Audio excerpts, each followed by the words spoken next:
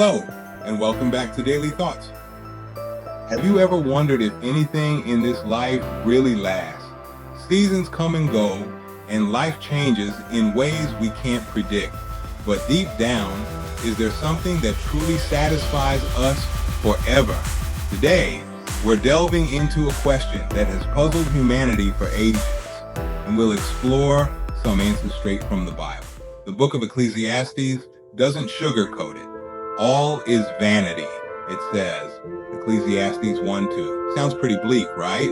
The idea that everything we chase after, whether it's success, money, or even relationships, is ultimately fleeting.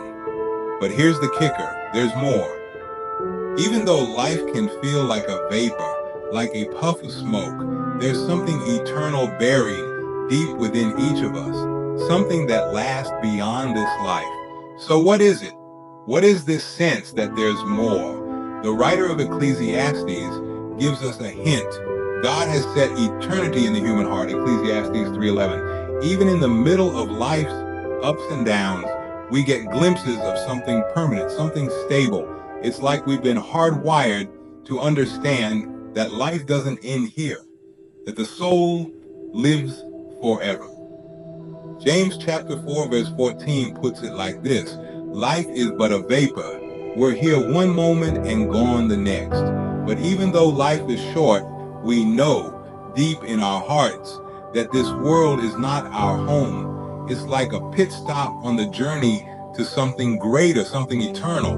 That's why we can't let ourselves get too tangled up in the things of this world. Here's the good news. God gives us a promise that stands firm no matter what season of life we're in. Hebrews chapter 13 verse 5 tells us, "Never will I leave you, never will I forsake you." No matter how chaotic or empty life can feel, God's presence is the stability we can cling to. While everything else in life changes, God never does. So, does anything in this life truly satisfy? According to the Bible, the answer is no. But here's the beauty of it. We're not meant to find ultimate fulfillment in this world. God has set eternity in our heart, a longing that points us to Him and the life to come. Keep your eyes on that promise, because this world is not the end of the story. Thanks for tuning in. If this video encouraged you, give it a thumbs up, and don't forget to subscribe for more insights on faith and life. See you next time.